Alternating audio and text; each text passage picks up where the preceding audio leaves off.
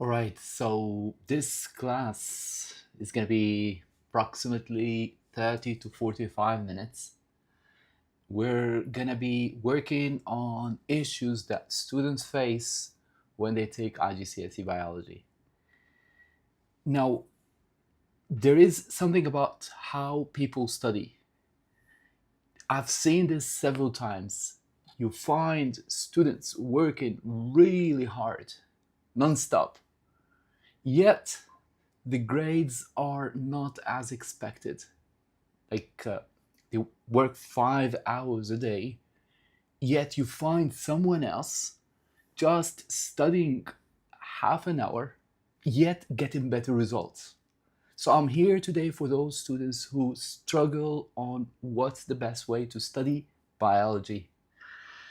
And for those of you who are on Zoom, you could always raise your hand if you have a question. Try it now, see if it works for you. And if you have a question, you can speak, raise your hand, or you have the chat box so you can type your question if you don't like to speak. Let me start with our agenda. So how's this session will be divided? We will start by looking at the exam papers. I like to do it that way. I go to the target, the exam papers, see how they are organized, and then we plan for those exam papers. I'm going to show you also the best way to study. We're going to do together a yearly plan, so over 9 months. If you're preparing for June 2026 exams, how do you divide and how do you study over those 9 months? I'm gonna give you a bird's eye view, an overview of the entire subject. That's gonna be very helpful to plan, to study, and to understand how this subject is structured. The last part of this lesson is gonna be just like you ask your questions and I answer. Okay? So let me start with the exam papers. You have 3 exam papers. We're talking here about Cambridge IGCSE. You have 3 exam papers. The biggest one is paper 4. That's 50% of the entire subject. This is written paper, and for most students, this is the paper you study and you get the effort back, meaning you study those questions, you learn how to solve those questions, and you get big reward out of it. The other paper, which is paper 6, this is worth 20%. This paper here is based on practicals, experiments. This paper is something that you don't need to study for. This is more of skill, solving exam papers, and you get good results out of it.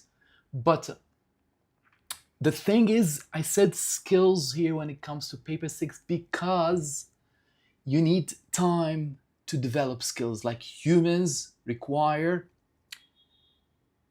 long period of time to build those skills. Skills like what I'm talking about? I'm talking about drawing, biological drawing, like you draw in a special way, not like an art way to draw.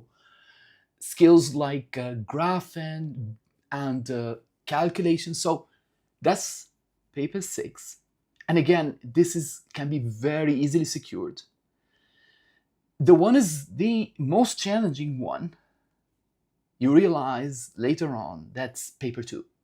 So this one is it's easier than chemistry, paper 2. Yet it's more of understanding, more of a mindset on how to solve. That's the last 30%. Now, the overall grade, like the grade you will receive at the end of the year, is out of 200. So the total mark of all of these here is 200 marks. So this is 50% of 200. How much is 50% of 200? So paper 4 is going to be 100 marks. Paper 6 is going to be 40 marks. Paper 2 is going to be 60 marks. So the 200 you get is based on all of those 3 papers. So 60, this paper 2 exam here is, let me show you the exam paper. Paper 2 exam, as I said, is multiple choice. So you have 40 multiple choice questions.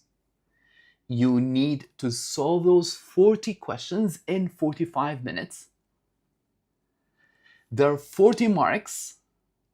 So each question, each mark on paper 2, you multiply it by a factor of 1.5. What does that mean? Meaning 40 times 1.5, you see that 60? You get that 60 I was telling you about here, okay? What about paper 4? Paper 4, I said it's written questions. 7 questions. I'm talking here about 7 like structures questions. 7 A, B, C, D questions, okay? This is out of 80. And again, each mark here, you multiply it by 1.25. So you get 100, okay? What about the paper 6? That's the practical paper. Just 2 questions. Paper 6, just 2 questions. And again, the question itself is divided into A, B, C, D. 1 mark here is worth 1 mark in the total, meaning there's no factor. 10 times 1, 40 marks, and 40 in the total out of 100, okay? Out of 200, I should say, okay? So again, 3 papers. 1 is the largest. That's worth 50% of your overall. That's paper 4, the written one.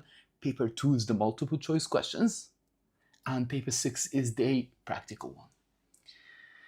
Now, what it takes to get like the highest possible grade, which is a 9 or an 8. Look, 9 and 8 are both equivalent to an A star.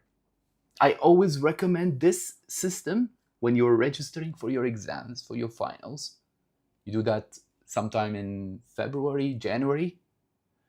Try to register for the numerical system called CX.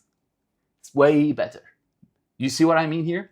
Because if you score an 8, if you score a 9, both are equivalent to an A star. So your grade, the university, the certificate you receive, the one that the university will go through, it would show an A star whether if it's an 8 or 9. And you can see it's not that hard, right? Out of 200, roughly 150, 151 is an 8 or an A star, okay? That's why I strongly recommend, if you are taking biology, never ever think of anything other than Cambridge. Unless the school forces you, unless your school does Edexcel, but specifically biology is always Cambridge. Ask any other teacher, they will tell you the same. Okay? Again, for those who've joined, if you have a question, just raise your hand, okay? And open your mic. So that was the first part of the session. We're gonna show you very helpful way to study this subject. Okay, so let's get through this. I like to think of it in that pyramid form. So you have 4 levels on how to master, how to study, how to remember biology, okay? Let's start with the one you do with your tutor in your school, it's very difficult to keep attention, right? Especially these days. So how do you maintain attention during the lesson?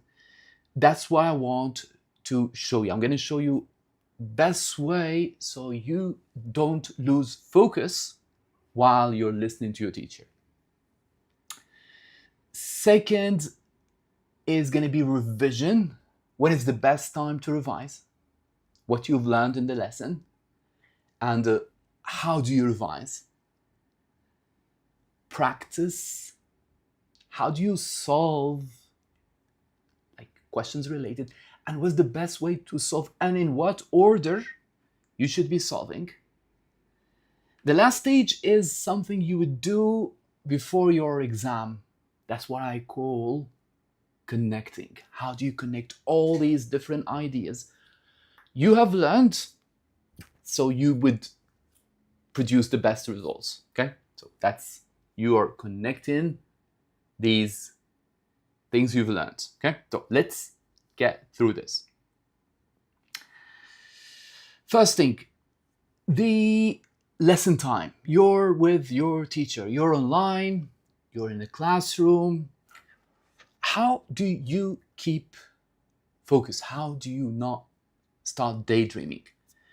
My best advice is to have notes right in front of you. Whether you're writing, whether you take notes, I am a person, I can't write, take notes, and maintain focus. It's either this or that. So ask yourself, do I focus if I'm just copying? Am I listening to him or her? Or I'm just copying after them? If you're the second person, if you don't focus while writing, if you're either doing this or that, then no, just get ready-made notes and follow along with your teacher. Okay? So me, while I'm teaching, I send you a PDF before the lesson. I send you a PDF of what I'm gonna do. It's not gonna be notes only. It's gonna be more of something like this. See? That's the question. I'll be solving, but because I know most of us are slow writing, I send you something like this. You have blanks, so you're not losing focus. You know that you have a target. You know that you're gonna have to fill in those blanks by the end of the class. So you know that you're gonna be focusing. So you'll have the notes before the class. You'll have something like this. And me, I'll be solving this. I'll be asking you during the lesson so that you are actually maintaining focus. You challenge yourself during the lesson. You are trying to solve, you're trying to answer. Plus, what I try my best to do is something like this. I pop a question like this and I ask this. So you find something like on your Zoom screen, something like this, asking you to solve what's on the board. Let's try this. Do you remember that paper 2 multiple choice? Do you guys still remember how many questions were there in paper 2? Again, you might get it wrong, you might get it right. It's just like you are recalling information. So if someone in front of you keep asking you, or you try it yourself while you're studying, while you're alone studying, keep asking you, keep quizzing yourself, test yourself. This way you remember. You read, you highlight, you reread, it's such a waste of time. Like me, if I'm reading some article or something, I cover the words every now and then. And I ask myself, this way I remember.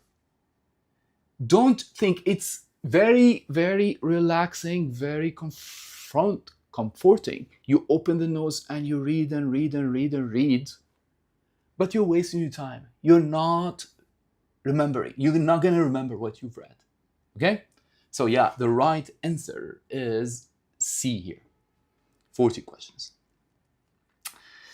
So yeah, so that's one way you could follow along with your teacher. Okay? Me, I remember that paper 6 exam that I was telling you about. I try my best to also get these experiments for the students, because especially if it's online, especially if you're not a school environment, the best way you could learn those experiments is you see them. You see how the experiment is running, right? So that's another way you keep the students engaged. Okay? So this is the lesson. This is you took the lesson. You're expected to learn nearly 20%. I'm not exaggerating. You're not going to learn more than 20% during that lesson. Now, it's really, really, really important to revise what you've learned. Look, it's going to take you roughly 30 minutes to learn what you have to revise what you've learned in the lesson. Meaning, say you took this class on, let's say, Sunday. Here, I said you're remembering 20%. Revise it, and you will maintain long-term memory. So you took the lesson on Sunday, Monday afternoon, spend 30 minutes just going through what you took. It would help you a lot to remember. Do you remember those notes I gave you? Now's the best time to go through them, highlight the words, highlight the things you took. You are storing information. You are memorizing by just going through those notes. Okay? So revision time, I said within 24 hours. Active reading, meaning you're not reading a novel. No, you're highlighting, you're circling, you're writing mini notes. Look here, a mini note. Your understanding of what's there in this paragraph, okay? Now, don't force yourself to memorize things, dear. You'll be wasting time. You're not going to be memorizing the thing. You're just recalling those information you took with your teacher. Okay, so now, not the right time to memorize. When will you be memorizing biology? Because biology is like 50% memorization. You'll be memorizing when you start to solve. So here's classified questions. That's your homework. I send you the homework right after the lesson. Open those classified questions. Open your notes. So your notes is side by side here. There's nothing wrong with this. There's nothing wrong if you copy the answers into the question booklets. So you're copying, but you're learning. You're learning where exactly each piece of information is inside the notes. So solve with open book. While you're solving, you're actually memorizing. Slowly, you are memorizing what you have learned and you're understanding. Recalling information. And those questions, the questions are really good. They are designed to challenge your mind, to challenge your understanding. So while solving, you are memorizing, you're understanding, plus number 3, you are learning exam skills, because solving itself prepares you for exams. So school exam, final exam, you know how the question is, you know how to read the question, you know how to find those command words in the question, tells you what they want. I've seen this 1,000 times. Students read the question, they don't know what the question needs from you. Like, explain how respiration occurs in, they don't understand what the question wants from them. They just write what they've memorized. So 1, 2, 3, all of this has happened while you're solving.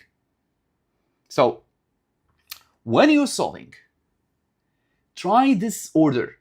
Start with the written questions, paper 4. Not because it's like the more important, no, because it's the easier. It's because it's the one that helps you to understand. Not all chapters have practicals, but if there is any practical questions, solve them after. Then, if you have time, do paper 2. Why is this optional? First, the paper 2 final exam is June. It's like 1 month from your paper 6 and paper 4. So you have plenty of time to practice paper 2. Why did we keep it to the last? Because I said it's the most challenging. It's the one that would trick you. If you start with paper 2, you'll solve 5 of those questions.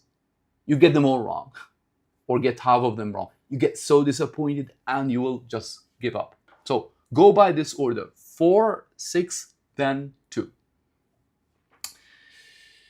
Now, someone's asking me, she said, what if there is some questions that expect us to, of course, I said half of biology. She's saying, what if the questions require memorization? I said half of biology based on memorization. So you will have to memorize, but you're memorizing while you're reading from the notes. Wow, so I get open book, solve with an open book. Soon after, you realize that you don't need to look at the book. You don't need to look at the notes. You're just solving from here. Okay? So we are now at stage 4. What stage 4 is about? This stage 4 occurs later on. Occurs near the time of your exams. So you'll be solving full exam papers. You start from old exams to the new ones. Why? Let's start. Usually you start from exam papers 2016 onwards.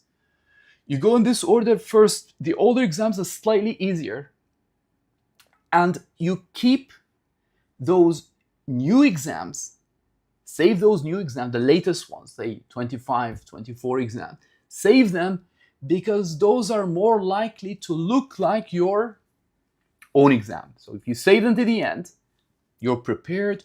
You do those latest exams, you do them as like trials, as mocks for your exam. So while solving full papers, I'm talking here, you're building connections.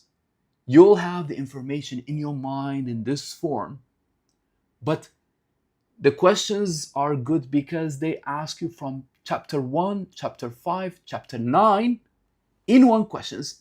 So that helps you to build that map inside of your mind. Moreover, every time you get a mistake, that's a good thing because you'll be learning from this mistake. Highlight your mistakes, come back to them later. You'll learn them and you will be avoiding them. Another thing about solving exams is that keep solving and checking. There is no point of you solving unless you check your answers. So have either you check or ask your teacher to check your answers, because solving alone is not useful at all if you're not checking your answers. The last week or the last 10 days before exam, that's stage 5, you need to master something just as important as solving and learning is how you manage time. So with my students, we do several mock tests. We solve the latest. Remember those exam papers we saved to the end? So those are the ones we'll be solving here. And we try our best to have the last 15 minutes for revision. So train yourself. I am to finish these exam papers 10 to 15 minutes before the allocated time, because this gives you this very precious time to revise what you've solved. So yeah, to sum up, during the lesson, stay focused, stay engaged, keep yourself busy. Okay? Revise as soon as possible. Revise within 24 hours. So you remember. Make a schedule, not only for sessions, make a schedule for revising. I'm taking biology lesson on Sunday, I'll be revising on Monday. Okay? Solve most of your study time, any subject, most of your study time is solving.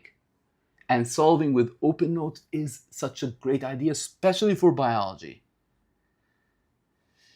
Once you're done, solve full papers, start with the old ones to the new ones, highlight your mistakes, and keep marking them.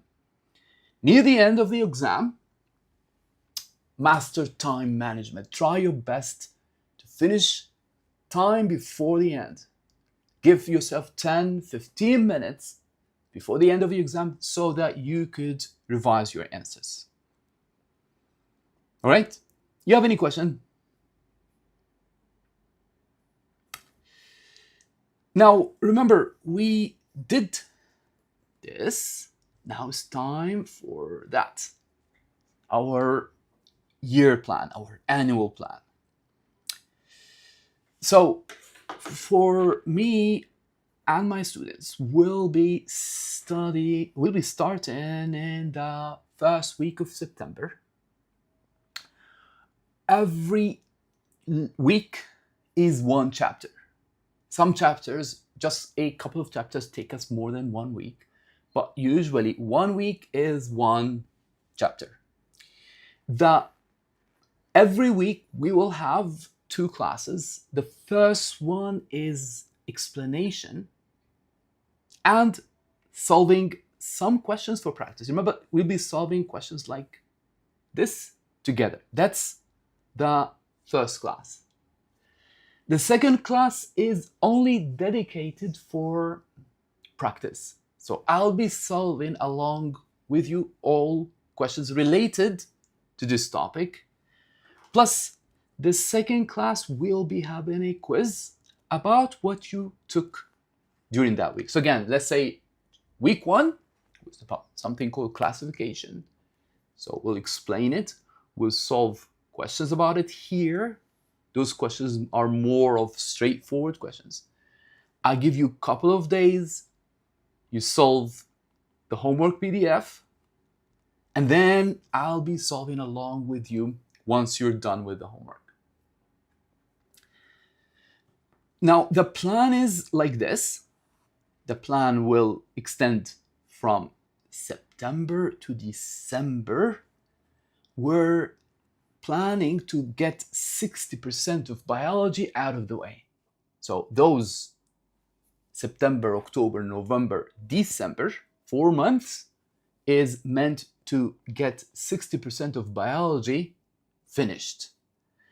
Once we return back in Jan, New Year, that's where you're gonna have the first mock test. It's gonna be about 60% of biology. So we make sure that you have good understanding of more than half of the subject. Then from Jan till March, I'm not talking about first day of March, you'll be done. So here you are done with the entire subject. And from March all the way till May, meaning March, April, and first couple of weeks of May, it's all about revision. Remember that connection thing? That's what we're going to do in those 2 months, March and April. So you'll find me doing mind maps like for all the topics together. You'll find me solving full exams during those last 2 months. Again, those 2 months are just as important as studying the whole year. Again, I'm not exaggerating. 2 months, March and April, the revision would boost your grade from C and D all the way to an A star. Plus, the last 10 days, you'll find me solving 100 questions. And for the past 6 years, majority of exams come from those 100 questions. 100 questions is not a lot. Okay, so that's is about the year plan. Again, we have a question. How often are indirect questions in biology? So what's an indirect question? Indirect questions not directly asking you for something like suggest, describe, explain. IGCSE biology, you will find that nearly 80% of the questions are direct. 20% require thinking, but you get those right if you've solved similar questions before. Now, how do you ensure that you're on track? So I've built this assessment system where we keep track, we keep following along with the student. So this system is like this. As I said, you have pop-up questions during the lesson. You have the homework to solve and submit. You have that weekly quiz. You have a monthly test. And you have those mock exams. It's just something you can keep track. You keep sending feedback to you and your parents, because people, like with all these subjects, with all the pressure you have, people start to forget studying or procrastinate. So that's why you need someone just to watch over and make sure you're learning. All right. We're here. Again, if you have a question, tell me. Now we're gonna look at biology, but we're gonna look at biology from above. We're gonna have like a bird's eye view of the subject. See how is this subject organized. So let's try this. Look, in my book, I've taken the syllabus and I've divided biology into 30 mini topics. So you have here from chapter 1 all the way to chapter 30. They're not like the same name as the syllabus, but dividing this subject into smaller chunks makes it easier to keep track. Okay, so as I said, I usually do 1 or 2 topics every week, and we get this subject done by end of February. So let's take a look at the subject as a whole. Go. First, you have a couple of topics that we call them the essential topics. What are these? Why they're essential? Because with these topics you have here, the majority of biology is based on them. So you understand these, you learn them well, you'll find questions about these topics in almost every single lesson. It's about cells, molecules. What do I mean here by molecules? I mean sugars, fats, proteins. So that's what I mean by molecules. And the topic of respiration. So those are the essential topics. Then you have what we call organ systems. What's an organ system? Like respiratory system, your circulatory system. It's quite interesting because you study these both in plants and in humans. So you have nutrition in plants, you have nutrition in humans. You have transport, like about the heart in humans, and you have similar one in plants. Reproduction, same. Humans, specific humans, so here we don't have plants. So for humans, we have gas exchange, that's the respiratory system. And you have excretion, about the kidneys. Now, moving to topics that are related to the environment, to our surrounding, you have the first topic and you have the last one. So it happens that the first topic of biology and the last one are both related to the environment, so they're not directly related to us. Finally, you have a couple of topics that are related to inheritance, genetics, DNA.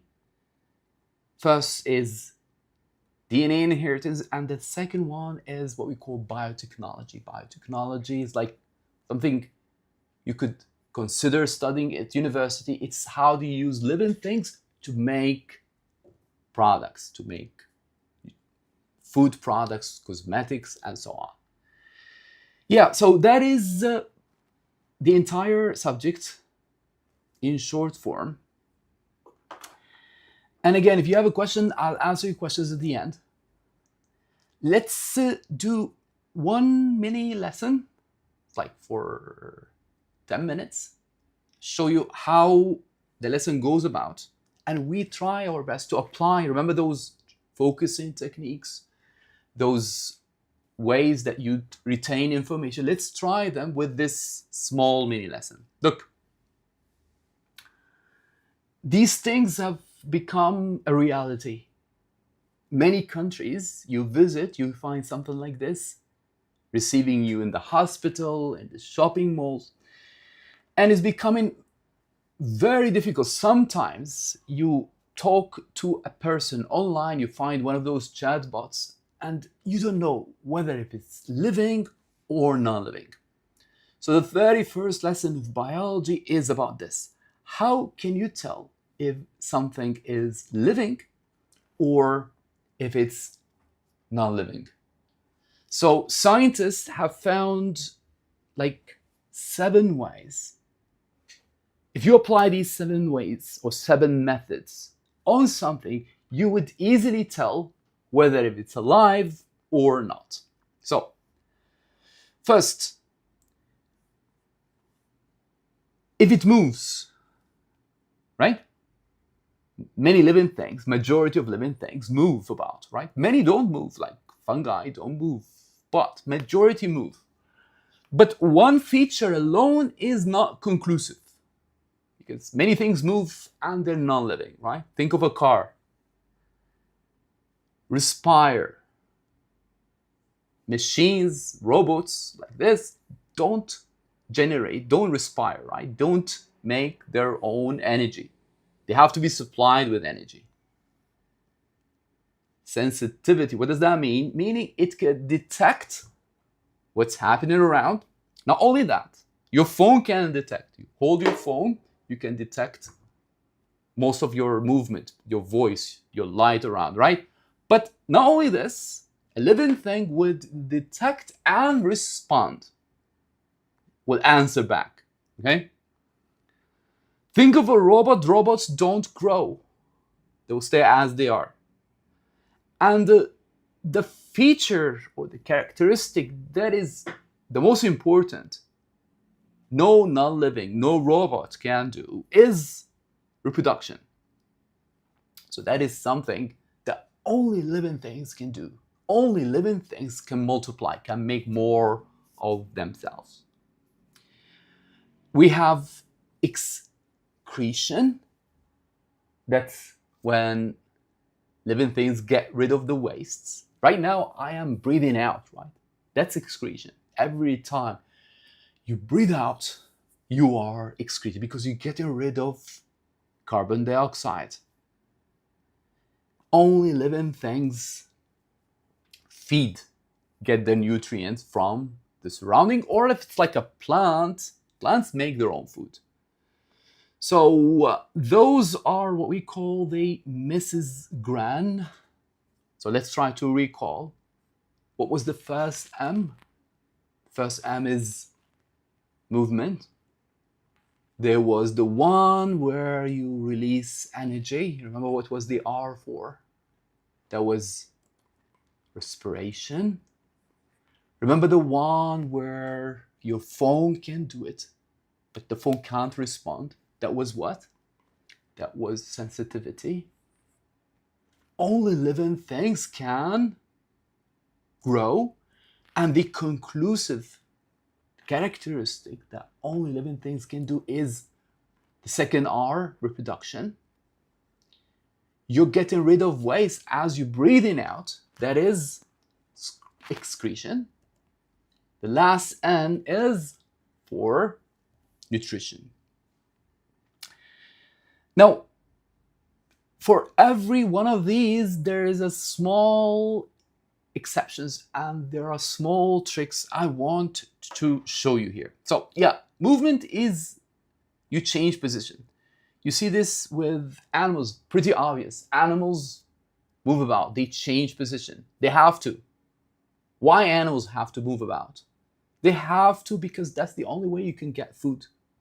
They have to hunt, or they have to run away from predators. Plants don't move. Plants stay in their position because they don't have to, right? You know that probably, that plants could just rely on light, make their own food. But many of us don't know that plants actually move. It's not about plants walking around the house or walking around the farm. No, it's about the plant is able to do something like this. Think about it. These are like small, so let me move about it. These are small seedlings. And I've put the light bulb right here, okay? Eventually you'll find that those little plants are going to the light. But what if I put the light here? What would you expect to happen? You see? They move to the other direction. What if I put the light again here? They'll move in the opposite, right? See? So plants do move. So movement is not only about a plant or a living thing changing position. It could be the entire living thing moving like that cheetah, or a plant moving one part of its body. There are exceptions. One exception is this. You've probably heard of seen this before, that some plants can do something like this. They can move one part in order to feed. Do you remember Mrs. Gran? Can you think of how many characteristics of life are shown in this example? How many? I already told you one, right? That's movement. But what's the second characteristic you see in this example?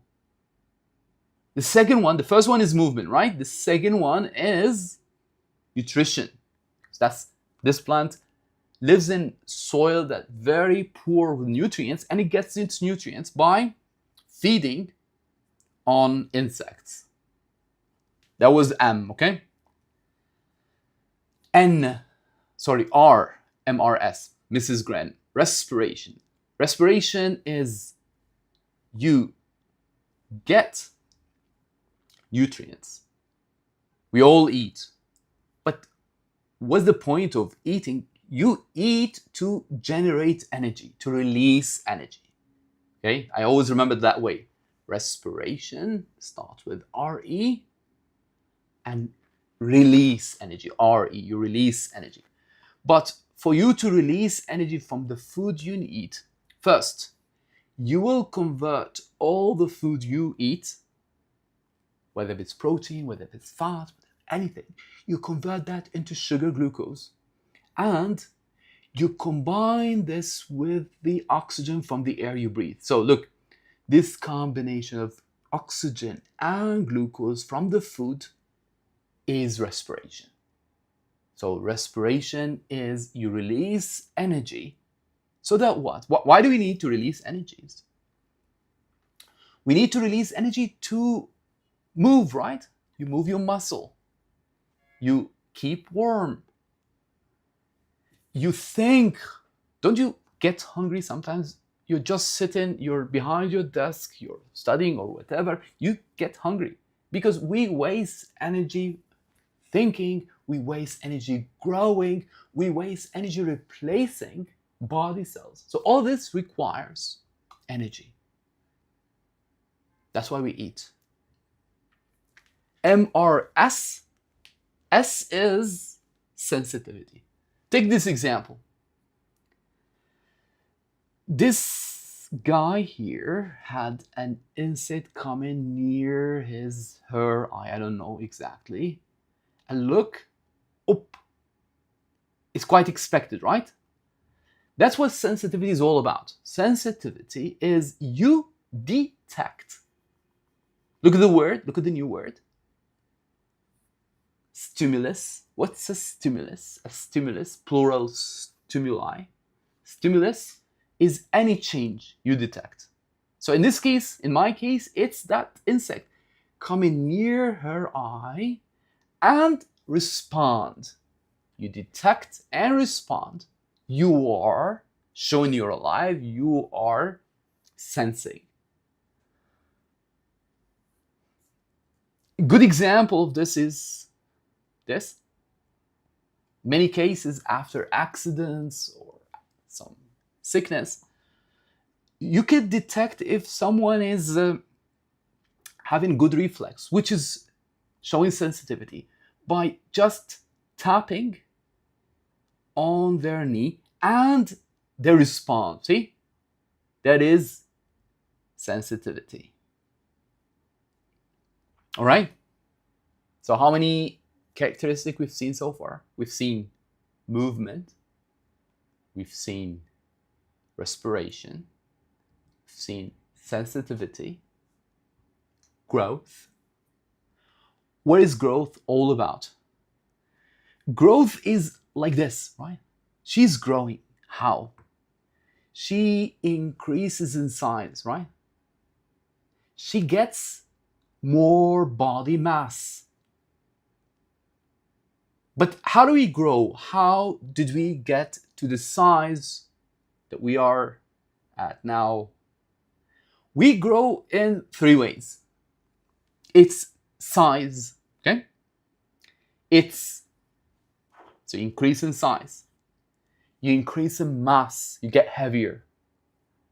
And the third sign of growth, which is the more accurate one, is this. This guy was doing something on YouTube. Look, he takes pictures of his finger after it's been cut. Keep an eye on the cut in his skin. With time, you see what's happening? It's healing. And it's like leaving a scar there, right? Why do we leave scars, and why and how do we heal like this? We heal because we make new cells. So again, there are 3 ways you could measure growth. We said size, you get taller, you get heavier, mass, and you make new cells. So what's the definition of growth? Increase in size, increase in mass, and in the number of cells. So again, we've done MRSG, right? Movement, respiration, sensitivity, growth. Now comes the second R, reproduction. Now, as I said earlier, I said reproduction is the number one. Only living things reproduce. But there is a catch here. To reproduce, they must belong to the same species. So like cat and bunny can't reproduce. Why? Because they don't belong to the same species, right? So again, to reproduce is to make more living things, but they must be of the same species. Living things can lay eggs, think of chicken, or they can give birth. What about plants? How do plants reproduce? For plants to reproduce, they make flowers and seeds, right? In all ways, what are the essential thing about reproduction? You're making more individuals, you're making more living things, but what was it about? They must be of the same species, right? Now comes what? M, R, S, G, R. Now comes E. E was for what? E was for excretion. Now, as I said, you excrete in so many ways. One way is you produce something toxic. We call that urea. You excrete as well like this. How? Every time you're breathing out, right? Breathe against like a cold surface or a mirror, you'll find water vapor, and you'll give off carbon dioxide. So this is also considered as excretion. Excretion is one of those important definitions for your final because it's worth 3 marks. How do you write this definition? Look, to excrete, you're doing 3 things. Number 1, you remove. What are you removing? First, you're removing toxic. What's the example of something toxic? I told you, urea. That's the one you get rid of in urine. You remove wastes. What's an example of a waste material? That CO2 you give up every time you breathe. Where else? Excess. What's an excess?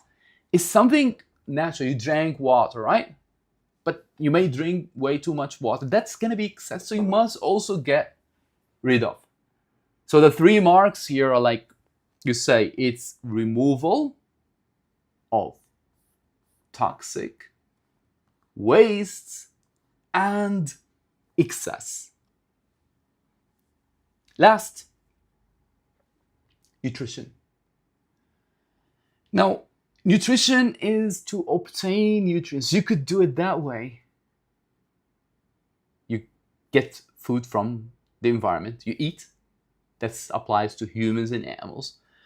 But what if it's a plant? You've never seen a plant eaten except the one I showed you earlier, that Venus flytrap. But plants do nutrition in a different way. Plants do what we call this photosynthesis. That's when plants use energy from the light, from the sun, to make their own food. We have like a whole topic about this, talk about later.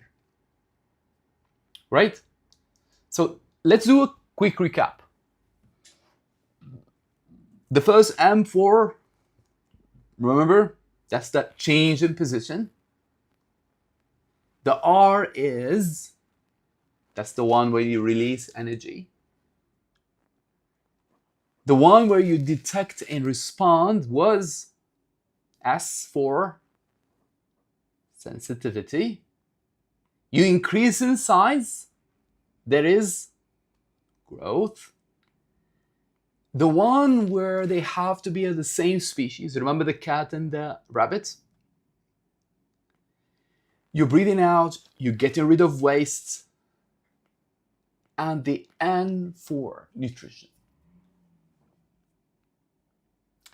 Look, I'm gonna show you scenarios and you guys tell me as many characteristics as possible. So again, the examples I'm gonna show you now, they involve more than one characteristic at a time. So let's take this. Can you think of as many characteristics in this example? He's inhaling, exhaling. How many? Can you come up with 3 characteristics from this example? So, the most obvious, he's breathing out, right? That is excretion. Don't you see that he's moving his chest, right? So, he is moving his chest. He's not growing, right? Someone says this is growth. No, he's not growing, right? At the moment. But he's moving his chest, that's movement. And more important, when you get oxygen, that is, remember, oxygen, sugar together, you respire. So the 3 characteristics when someone is breathing, inhaling, exhaling, you get rid of CO2, excretion, you get in oxygen, respiration, and you move your chest in and out. That is movement. Okay? How about this? How many characteristics you can see here? Can you come up with the most obvious one here? Cut, wound, healing. How many characteristics you see here? The most obvious one, because he needs to make new cells to replace those damaged ones. That's going to be growth. How about this? How many characteristics you can think of as someone is sweating? It's pretty hot where I live here. So if I come out in the heat, how many characteristics I will show? First, you will detect the temperature in the surrounding and you're responding to it, right? So detect, respond. Do you know what characteristic is this one? Very good. That is sensitivity. You detected the temperature. In order to maintain, you keep cool, you maintain normal body temperature, you sweat. So that is sensitivity. Okay? So I want you to try this. I have the characteristics, Mrs. Gran, all on the left, and I just want to link them up with some scenarios there on the right, okay? So, provide nutrients for tissue repair. Remember, be careful. I said provide the nutrients. So what characteristic is this one? Which feature is necessary to provide these characteristics? I think someone wants to speak.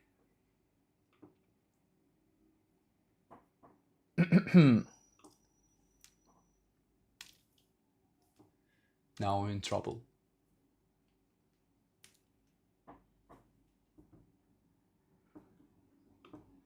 Ooh.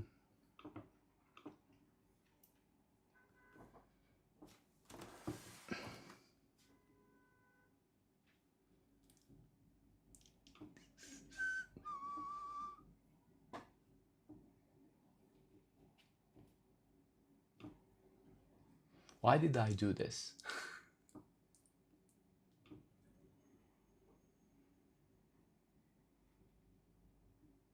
I'll fix it.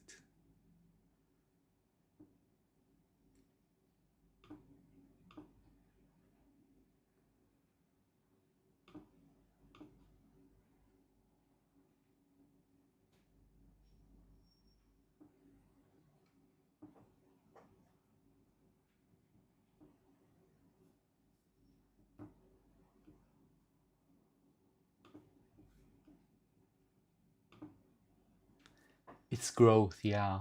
It's nutrition.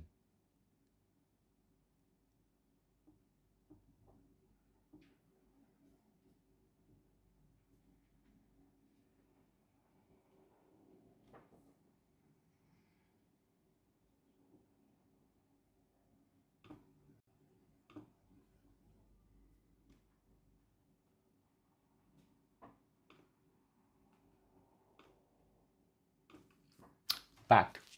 Yeah, so that was nutrition. Every year they make it more complicated than the year before. So we said this was nutrition. Now, breathing in and out. Remember the guy I was showing you there? Breathing in and out. That's 3 in 1, right? That's 3 characteristics. We said he moves his chest. He actually excretes the waste.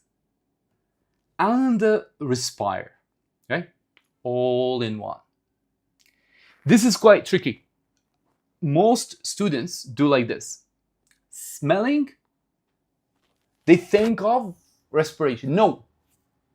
Smelling, when you smell something, you're not smelling to respire, right? You smell a flower. This is considered as what? Smelling is respiration. Smelling is sensitivity. That's the thing I didn't want you to answer, right? So smelling is never respiration. You sense smell, okay? If a plant is bending to the light, if you remember that plant that keeps going to the light, now I want you to think of three characteristics. Three characteristics as a plant is bending to the light. Can you think of three? First, why would the plant bend to the light in the first place? Why do plants love going to the light? This has to do with what characteristic? This has to do with nutrition, okay? They get the food from the light. They do photosynthesis. Second is bending. If something is bending, this means what? Bending is movement, right? Bending is action of changing position. Part of the body is moving to the light. What else is it involving? Plant bending to the light. To bend to the light. If I am here and the window is there, what would the plant? The plant can't walk. It will bend, but it has also to involve growing, right? You would grow to reach to the light, okay? Again, someone wrote respiration. You can write respiration anywhere, but you must get the most obvious ones, right? We respire 24/7, but in this example, you would only have these three. Bacteria dividing. Bacteria are multiplying. You eat and your hands are not clean, the bacteria will have a party inside of you. They will start dividing, multiplying inside of you. What characteristic is this one? Pretty obvious. That is reproduction, right? Try this. Cockroach, you went somewhere, you turn on the light, and the cockroach runs away from the light. How many characteristics can you think of as a cockroach is running away as soon as you turn on the light? The most obvious, because it's moving, is movement, right? That's pretty obvious. But the second one, I have someone, Yasin, got it right. Movement and sensitivity, because he detected the light and it moved, okay? All right, we're nearly done. I just want you to try this. Can you try this? Just see if you guys understood what we've done in this mini lesson. Try this, please. See how many of you can get this one right.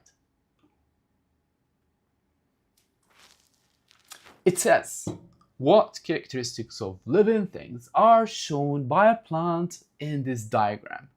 Remember that Venus flytrap? It was closing on the insect. So what characteristics are shown in this example? Do you see excretion? You see growth, sensitivity, nutrition, reproduction. So what is the correct option here?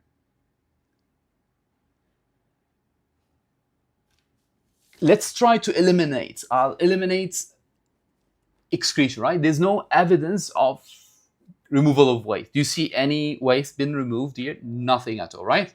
So I'm gonna get rid of excretion. There's no sign of growth here, right? It did not increase in size. It's the same size here and there, right? Do you see any reproduction? Do you see this thing multiplying? No. So no reproduction. It's the last one, right? It feeds and it detected the insect, right? It could detect that the insect is standing and then whoop, it closes. I'm gonna do 2 more questions and then we're done. Let's do this. Here it says, a living thing can make its own food. get rid of toxic, detect and respond. Okay, be careful. What other? So those on top are features given to you. Probably know what they are, but they are looking for other features not been mentioned in the first line. So let's just figure out what features are given and then we eliminate them from our options, okay? Make its own food is what? Nutrition. Get rid of waste is what? Excretion. Detect and respond is sensitivity. So you are looking for things not as NES, right? I need something that is not NES. So remove excretion. Remove excretion. I'm gonna have to remove sensitivity too, right? So I'm only left with C. All right? Do you see what I mean? I just eliminated the options at the top because those are not what they're looking for because they said other. And then I got the answer. Last question. And then I'll listen to your questions. Is this? Try. It says there's a plant and this plant is bending to the light. Okay? Which characteristics is not, again, it's not shown in this experiment. Again, you don't need what's given, you need something that is not given in this example. So let's try. Do you see excretion? Do you see growth? Do you see movement? Do you see sensitivity? So one of these is not shown in this picture. Which one is the one that is not visible? For me, I see that the plant is going to the light. It has increased in size. And I see it can tell where the light is coming from. So it actually detected where the light is coming from. So I see growth, definitely 100% is increasing in size, right? I see movement because it's bending. And I see sensitivity because it detected where the light is coming from, right? So the only one not shown is excretion, right? This means we're done with this session. If you have questions, let me know. Write your question or raise your hand. Otherwise, I'll hope to see you soon. Someone was asking here, how do I avoid confusion during indirect questions in my exam? She's saying, how do I know what they're asking me in the question? How do I avoid getting to the wrong answer? The best ways to do it is practice. If you've seen something similar before, you would never get it wrong. So number one is practice. Number one, read the question and circle the keywords in question. Every question. You see, I was solving those multiple choice. Every question has some keywords. In most cases, they're gonna put it for you in bold. There's no harm if you read the question first time, take a deep breath, read it the second time. It makes big difference if you read the question more than once. Third, if it's one of those long questions, spend time after reading, spend time planning with your pencil, plan what am I gonna write. This way you would have a clear answer in your mind and you're just writing. What I see in most tests and exams, I see students, they rush, they read the question once and they start writing. They write from their mind. They don't write what they've been asked. So this is something very, very important you have to keep in mind. What else do we have questions?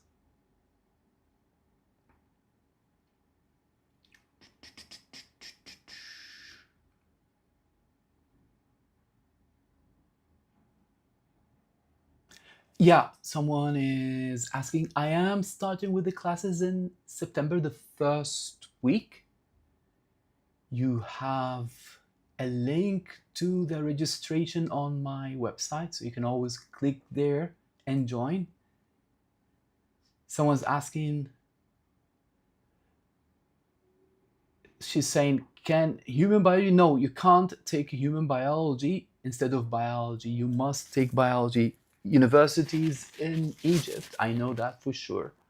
Universities there don't take human biology as a core subject. You can take it later, but it's not going to sub IGCSE biology. You must take it as an extra subject. So the biology, if you're going to any university, especially medical field, you must take biology. And human biology is an option, not substituting biology.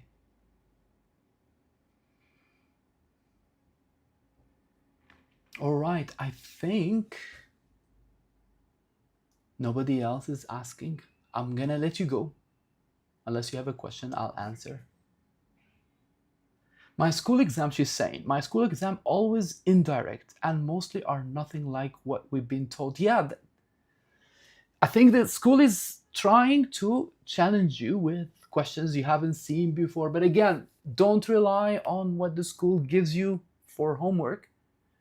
Get one of those packs of past papers, classified ones, and solve them. There's no way, if you solve the classified for a topic, there's no way any question will come out from, there's no way that the question will be strange to you, right? So solve for every topic you take, get classified questions related to the topic, solve on it, and especially if it's a school exam, they will get the questions from that past paper book.